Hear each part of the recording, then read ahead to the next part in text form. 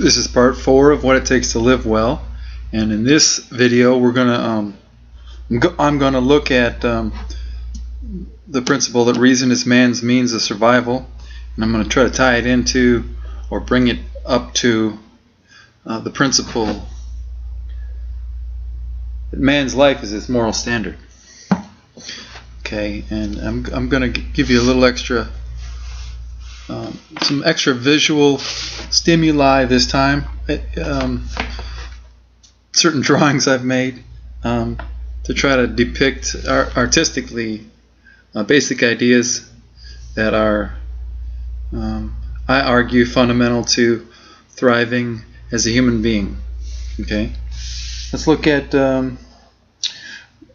how we get from reason is man's means of survival all the way to man's life is his moral standard. Let's actually look at options, alternative options for moral standards. And a moral standard is what you would judge an action by, how you evaluate the merit of an action. You do it by a standard, like, on a certain standard. Like, let's say there's a race going on, a marathon race, and somebody comes in at a time of 2 minutes or 2 hours and 59 minutes. That's really good on marathon standards. If someone came in at 5 hours and 59 minutes, that's more moderate. And if someone came in at the end of a marathon at 9 hours and 33 minutes or something, that would be not as good on the standard of marathon running. Human marathon running, there's like a norm for it, there's like an average. If you averaged everyone out, you can also get real specific and average out people in age groups or weight classes or stuff like that. But the point I'm trying to make is that the standard will determine the merit. The standard will determine the accepted merit, the acknowledged merit.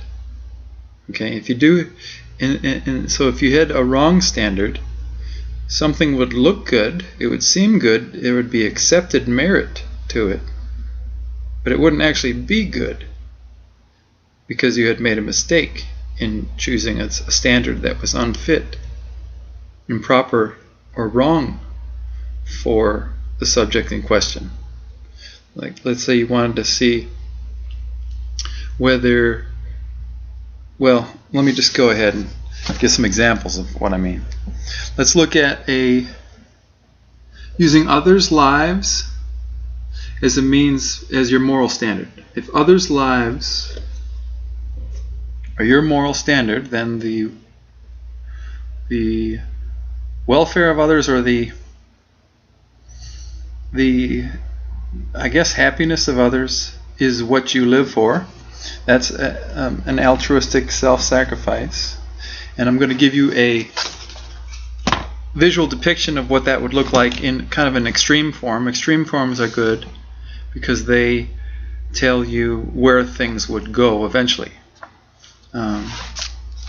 If you follow the logic of a certain standard, where does it lead? And here's an extreme form of altruistic self-sacrifice. What you see here, bunch of men, they got a piece of bread, one piece of bread,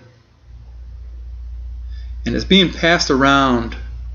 They're in a circle, they're passing it around to each other. No one is eating the bread, and at the top it says, your life is my top, your life. Each man is looking to the next guy. Your life is my top priority, the highest or only value that my life should be aimed at. Here, take this bread. And so what happens when you get these guys, these altruists, together, they each say to each other, here, take the bread. And then he says to the next guy, well, I can't really exist for myself for my own sake. I have to exist for your sake, and therefore the motions that I have to take, and if I want to be moral and do well, is to use my muscles and my body to hand this piece of bread over to you so that you can eat it. Unfortunately, in the circle of altruism, no one ever takes a bite from the bread, and they all die. This is why Ayn Rand called it the morality of death. because life is a means of kind of self-sustaining action. And if you don't self-sustain, you don't have to be self-absorbed, but you should be a little self-centered. In other words, if you ignore all the signs from yourself, like the signs of hunger, the signs of thirst, that maybe you should be someone who should be ingesting that glass of water over there, or whatever it is. If you ignore all the signs of self, the signals that you would get from being a little bit more self-centered in your life, then you will die just passively, because life requires some action of you to maintain itself. And so that's why a total selflessness is equal to death. That's what selflessness would mean, is just death. And if you have a morality of altruism which preaches selflessness for everyone, that means nothing other in the long run than death for everyone. Okay? So there's that possibility of using others as the standard for for a moral standard, for the actions that are good or not good, or right or not right. Okay, another possible moral standard we can use is God is man's moral standard. Now, using God as man's moral standard, we have to have a little translation of what God wants. For Christians, they have the Holy Bible. Muslims may have the Quran. Each religion will have a holy book or a person who is able to communicate the thoughts or wants or needs of God to the people. So, and even if you say it was inspired by God, it'll still be a communication of people to people. And there will be let's just say that, there are many different interpretations of God's will. And I'm going to depict that here with another cartoon drawing. This one says, a morality of frozen commandments. Okay. We've got here, I don't know if you can read it. I'll have to read it to you. It says, the guy up here says, hey, do you have any wife and kids? The guy down here says, why, yes, I do. I must tell you the truth instead of thinking for myself. It is a commandment of God to do so. So this is going back to Immanuel Kant, who said you have to tell the truth even to an axe murderer. Okay, so go to the next panel. The axe murderer is a little bit, he's pretty polite. He says, will you please inform me as to their whereabouts of your wife and kids? And then the man, he says, reason tells me not to do so. But I am commanded not to rely on reason for personal moral judgment. So I will tell you, they are in the third house down on the left. So he tells the axe murderer where his wife and kids are. And then he kind of gets an epiphany. He was blindly following a commandment. It could have been any kind of commandment. The important thing about the commandment, two important things. It doesn't care about outcomes. And it doesn't care about a human reasoning mind to possibly change or alter it, to make its own commandments or its own contextual commandments, because there aren't really commandments. Situations aren't so static. And the guy gets the epiphany here at the end. Hey, is that a bloody axe in your hand? The axe murderer says, Hey, I'm not obliged to tell you. It's hard to do this, people. I'm not obliged to tell you. You see, I'm from a different religion with a different set of commandments. And there we have a problem. If you rely on human reason, you can have some objectivity. We can talk about concepts that are objective, the same for all people. If I say that this is some kind of a remote control and we're being objective about it, you'll know what I mean, and there's a remote control for everyone in the room. But if I say that this is a special religious tool of God that I can press buttons and make things better or worse, or if I just say it's really, really valuable and everything needs to be protected, other people need to starve if necessary to protect that object. Whatever I say, if it wasn't based on reason, if it was just an unverifiable commandment that you can't use your senses and intellect and reasoning to verify or validate, then any two differences of opinion, there is no resolution if there's no objectivity. So, and staying in reality and just sense perception, logic, what the heck is this thing? We can use it. We can all use it efficiently and effectively. Learn how to share it, or if we need to. But as soon as we start saying it's something very special that you couldn't have figured out its identity on your own, that you have to have the faith of a certain God or a certain religion in order to have figured out the true identity of the thing in question, then human strife occurs. And you can see religious wars are some of the worst ones in our history. And that's all I'll say about that. When you use God as the moral standard, two questions I'd ask are whose rules and which consequences. Whose rules? That question by different religions will say, well, it's my rules, it's my way or the highway. And then which consequences is usually, the answer is usually we don't care. We don't care about the consequences, because in following the rule, the morality is all in following the rule and not in what the consequences for it. Okay, so that's an alternative.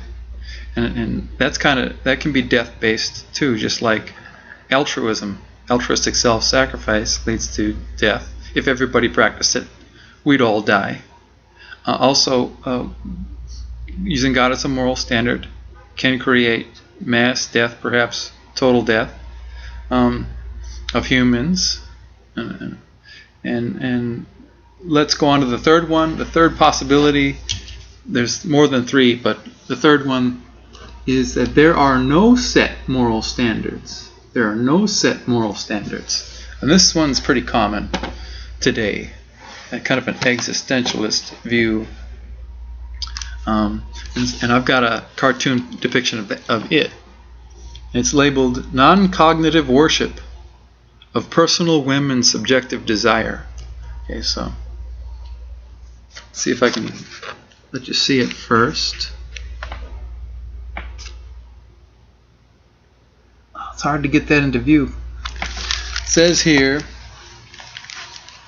we should never pass any moral judgment on the actions of others. That's this guy. The other guy just says simply in this panel, why not? The next panel, because morality is nothing other than the expression of personal whim and subjective desire. Okay. And the guy says, well, I was under the impression that man needs morality in order to live well. In the third panel, the guy says, there is no such thing as living well. There is only living the way you feel like living, with no fundamental or essential constraints from reality. Okay? Alright, So the response to that is this is cracking me up too much. Do you mean we should tolerate the actions of axe murderers because they are acting on their feelings? And the guy goes, I just got to read it to you.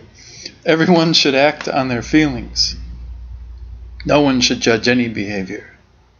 We should tolerate people, philosophies, and religions who may be as intolerant to others as an axe murderer. Okay? And then the guy responds, but how can you say we should tolerate the intolerant, such as an axe murderer? That's a contradiction. Here's how the guy gets out of it. I prefer not to think straight about things. I prefer to act on my feelings only, like when I was 3 years old. And the guy goes, oops, my bad. I was under the impression that you were willing to be rational. Have a nice day. And so that's how that one works. You know, the guy is going to be acting on his feelings. It's what he did when he was 3. It's what we all do when we're 3. You want. I know I cried for that second bowl of ice cream. Until I got it, I just wailed. I got a stomachache after, and my parents knew I would. They knew that there would be constraints from reality that dictate whether I would actually be benefited by the action my feelings told me to take or not. But I didn't know it at 3 years old. Okay? An alternative to all this, I'm not going to be able to read it. The writing's too small. I'm going to read it to you. If you're going to do anything, this is an alternative to the 3 previous views of moral standards. If you're going to do anything, you should do it as well as your nature permits. Okay, that's something I would advocate. If you are going to be anything, you should be as best as your nature can be. One of the things about those 2 sentences is that they seem to be limited by nature. There might be like a natural law, like humans that a good thing about humans is they have potentiality to become a lot of things. And this has caused some people, intellectuals usually, to believe that we have the potentiality for all things, like a morality of axe murderers, or we could all jump in a fire and be okay. That constraints, there won't be constraints from reality on human behavior. They think that human beings are this malleable goo that could turn into anything and be anything. As a child, I would have, I had a dream. I was a superhero in my dream, and I could fly. I remember being able to fly. I remember being Superman once, I was Spider-Man once, and I did a cool web. There was a bully I had in school, and I actually got him around the ankles with my web and pulled the web and pulled him right off his feet in my dream. That was cool. But in reality, when I want to judge my actions, I actually judge them by whether they'll work or not. And weaving webs like a spider isn't something that can work for humans. It's a fiction, and so there'll be fact and fiction. There'll be moralities based in fact and constraints, and ones that aren't. Ones that take either others' lives to be the moral standard, God to be the moral standard, or claim that there are no standards to judge actions by. Okay? And part of my argument, again, it's more of a natural law argument. If reason is man's means of survival, then things that hurt reason hurt man. And you can't really get anywhere. If you're hurting reason, it's like self-limiting. It's a morality of judging actions, and actions are to do things, but it limits you from doing things. So there's like a contradiction there. Actions are taken in order to do things. But if you go against reason, you're going against survival, which goes against your ability to do things. If you can't survive, you can't do anything. So there's a possibility that just our natural requirements of life, the way we are, tells us how we ought to be. That a thing is, the is-ought dichotomy. Okay. 5 examples of that, the way things are, tell you how you ought to be or act, are here. We have food, knowledge, intimacy, freedom from coercion, and a high self-regard that was earned, and gives one a sense of purpose and meaning. So food, I listed food.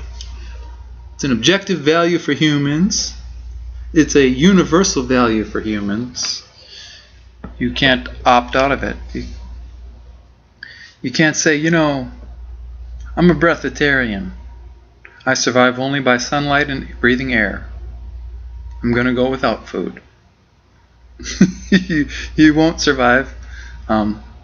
Metabolic processes continue on in your body in order for you to be alive. And those take up some energy and break down energy. So you need energy input to be alive, to do anything.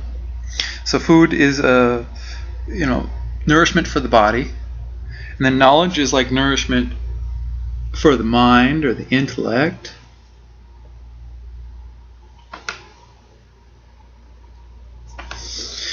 And we need knowledge to do things in the world. That you have to know where your door is in order to leave your house. You have to know that you have to discover that vegetables need water in order to grow, or else we all die if we're farming.